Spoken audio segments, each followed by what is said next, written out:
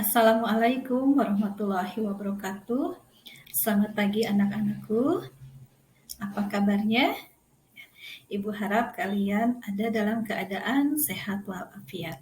Oke, untuk pertemuan kali ini kita akan membahas materi terakhir dari bab mengatasi ancaman terhadap Negara Kesatuan Republik Indonesia. Ya. Nah, pada pertemuan sebelumnya kita sudah membahas tentang jenis-jenis ancaman terhadap Negara Kesatuan Republik Indonesia.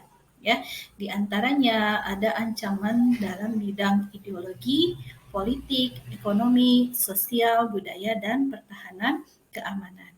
Ya, jadi pertemuan sebelumnya dijelaskan tentang bentuk-bentuk ancamannya.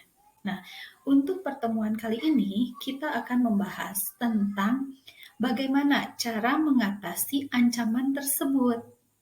Ya. Oke, kita bahas yang pertama tentang bagaimana mengatasi ancaman dalam bidang ideologi dan politik. Ya. Nah, sebagaimana kita ketahui ya, waktu kemarin dalam bidang ideologi di mana ada ancaman terhadap ideologi Pancasila yang akan diganti dengan ideologi komunis, dengan ideologi liberal, ya. Kemudian adanya money politik pada saat pemilu, ya. Adanya tekanan-tekanan politik dari negara lain terhadap negara kita, ya. Sehingga pemerintah tidak dipercaya lagi oleh kita. Ya, nah, ya. Sekarang bagaimana caranya mengatasi hal tersebut? Ya, salah satu contohnya adalah dengan mengadakan reformasi pada lembaga-lembaga politik.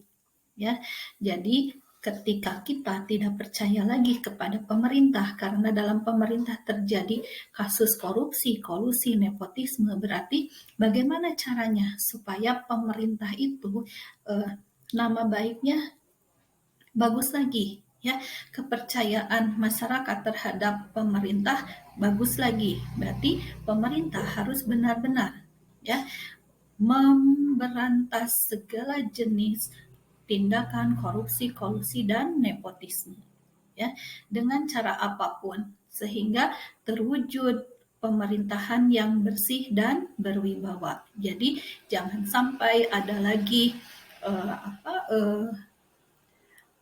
turut campur keluarga, ya, yang berasal dari anggota legislatif atau pemerintah terhadap kasus-kasus pelanggaran hukum warga negara. Ya, jadi ketika anaknya, ketika keluarganya melakukan pelanggaran hukum, maka diproses sesuai dengan hukum yang berlaku. Jadi tidak ada yang namanya kuat terhadap hukum, ya, sehingga tercipta pemerintahan yang bersih dan berwibawa. Jelas ya? Oke. Selanjutnya kita bahas tentang bagaimana caranya mengatasi ancaman dalam bidang ekonomi, ya. Nah, dalam bidang ekonomi berarti kita harus membeli produk-produk dalam negeri, ya. Jangan terlalu banyak membeli produk luar negeri. Boleh kita membeli produk luar negeri. Nah, kita bandingkan, ya. Kita bandingkan dengan produk di negara kita.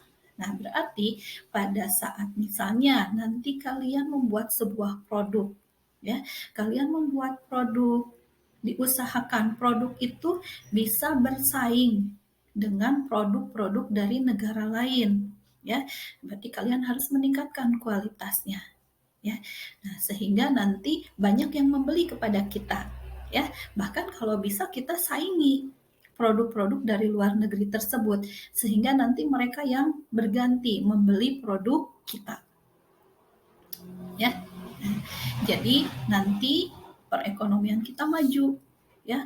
Para pengusaha, para wirausahawan, UMKM maju, ya, sehingga masyarakat Indonesia dapat hidup sejahtera. Sehingga nanti kita tidak lagi bergantung untuk meminjam dana kepada Bank Dunia, ya, kepada IMF, kepada WTO. ya, sehingga kita bisa maju bersama-sama dengan para wirausahawan dari Indonesia, ya, sehingga perekonomian kita bisa lebih baik lagi. Oke, dalam bidang sosial budaya, ya, kita harus mengembangkan budaya Indonesia. Kalau tidak dikembangkan oleh kita, mau sama siapa lagi? Ya, jangan kalah dengan warga negara asing yang datang ke Indonesia hanya untuk belajar tarian, ya, tarian-tarian tradisional Indonesia atau lagu-lagu tradisional Indonesia, atau mengembangkan budaya di Indonesia, apakah itu dalam bidang makanannya, ya, tariannya, lagunya, atau lain sebagainya. Ya, jangan sampai kita kalah oleh negara lain, nanti diambil lagi oleh negara lain. Kenapa diambil oleh negara lain? Karena sama kita tidak dipelihara. Ya, nah jadi kita kembangkan budaya bangsa, kita harus bangga dengan budaya Indonesia, ya, salah satunya menggunakan pakaian batik, ya, mengembangkan makanan khas tradisional Indonesia, tari-tarian dan lagu-lagu yang berasal dari negara Indonesia. Selanjutnya, dalam bidang pertahanan dan keamanan, ya, kita jangan menitik beratkan kalau menjaga keamanan dan menjaga keamanan negara itu, keamanan wilayah itu bagian dari tugas TNI atau Polri, ya, karena menjaga keamanan lingkungan itu merupakan kewajiban kita sebagai warga negara, ya, dimulai dari keamanan lingkungan, ya, keamanan lingkungan sekitar, misalnya kita melakukan ronda malam, ya, menjaga keamanan di sekitar wilayah, tidak membuat tawuran, tidak membuat pelanggaran-pelanggaran hukum yang akhirnya menjadi mengganggu keamanan wilayah. Kalau wilayah kita aman, ya, maka negara kita pun akan aman. Kalau kita menjaga keamanan lingkungan kita, maka negara kita pun akan terlindungi dari ancaman negara lain yang akan mengganggu keamanan negara kita, ya, baik di darat, laut maupun udara, ya, baik secara militer ataupun non militer. Oke, kita sudahi materi bab pertama di semester genap ini, ya. Semoga kalian dapat memahami materi kali ini, ya. Tetap semangat belajar dari rumahnya, ya. Terima kasih atas perhatiannya. Wassalamualaikum warahmatullahi wabarakatuh.